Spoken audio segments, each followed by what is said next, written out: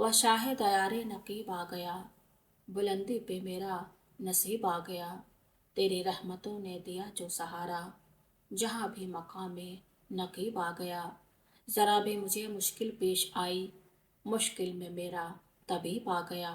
शिफा पे शिफा है नकीबी द्वारा, दयारे नकीब अब करीब आ गया। तेरी शान बंदा नवाजी के सदके, करम ने पुकारा गरीब आ गया।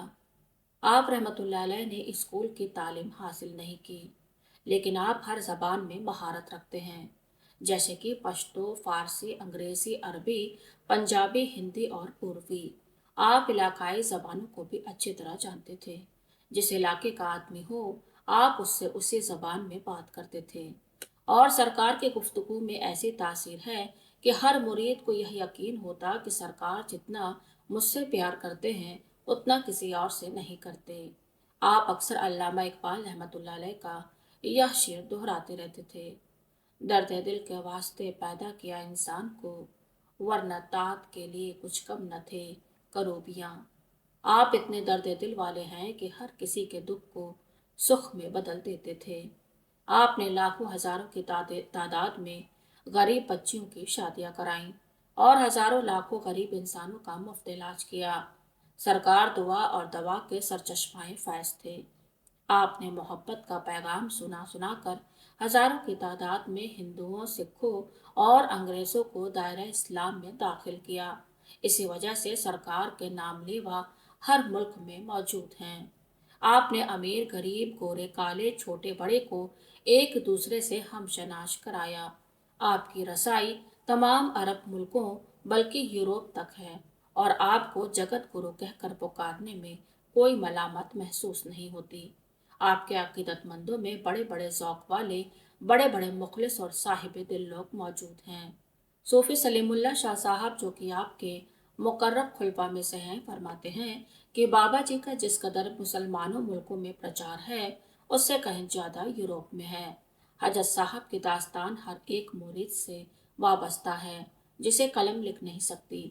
इतनी लंबी दास्तान है क्योंकि हर आदमी की वाबस्तगी कुछ अजीबो गरीब अंदाज में है और मखसूस एक मुकम्मल किताब है।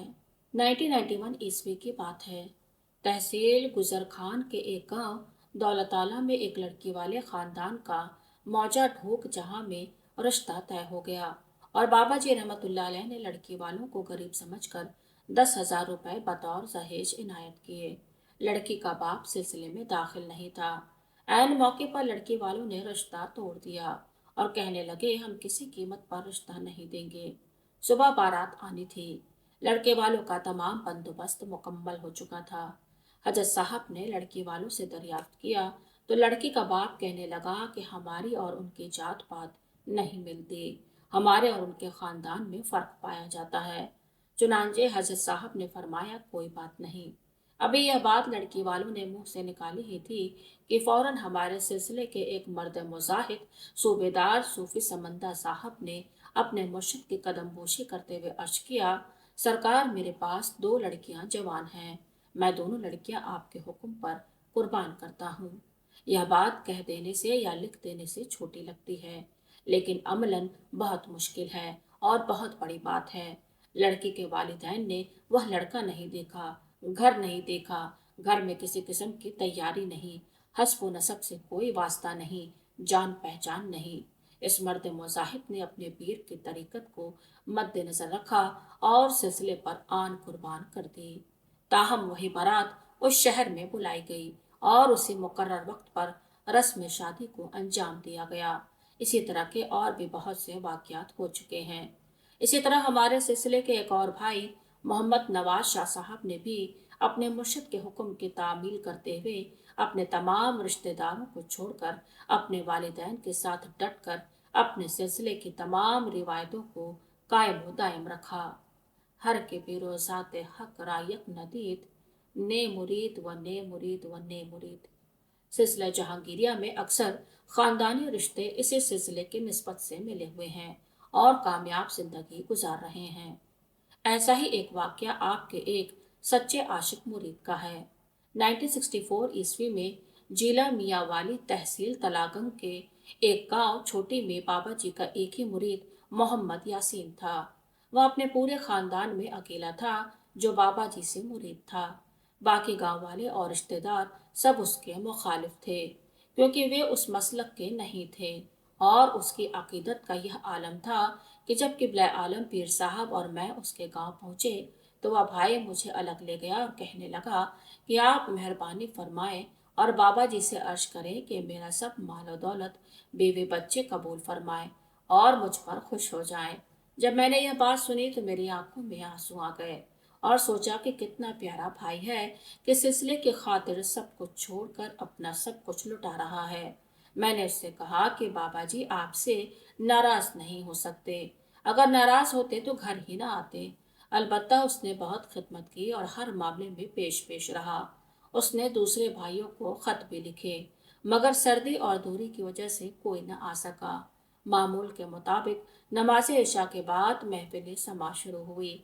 जिस कमरे में किबला पीर साहब तशरीफ फरमा थे, जैसे ही कव्वाली शुरू हुई तो गांव के कुछ लोग राइफलें लेकर कमरे में आ गए। मैंने कव्वाली जारी रखी। किबला आलम मुराकबे में थे। मैंने 1 घंटे तक कव्वाली की, मगर कोई खातिर ख्वाह जवाब न आया। तो मैंने इस इलाके तलांगंग के माहिए पढ़ना शुरू कर दिए। इस पर उन मुखालिफ लोगों ने कहा, यह कैसी कव्वाली है, बंद करो। जब किबला आलम ने सर मुराकबे से उठाया और अपना असाए मुबारक निकाला और कहा कि कव्वाल हमने बुलाए हैं या आपने? तुम तो बगैर रुपए के नवाब हो, बगैर जमीन के नवाब हो, मूछों वाले नवाब हो। किबला आलम ने उन्हें काफी सख्त बातें कही। वहां अहले खाना में से कोई मौजूद न था। किबला आलम बहुत जलाल में आ गए। मैं डर रहा था कि अल्लाह खैर करे। इस पर बाबा जी उठे और सबको वहां से भगा दिया। लेकिन सुबह होते ही वही सब लोग आए और मुरीद हो गए। भाई यासीन की भी दिली ख्वाहिश थी कि यहाँ और भाई होने चाहिए। रहते दुनिया तक रहे इस बाग की यारब बहार, फूलता फलता रहे यूं ही गुलिस्तान हसन। सब्र इस्तकलाल से हम सबको तो मजबूत रखे, या इलाही हाथ से छोटे न दामाने हसन।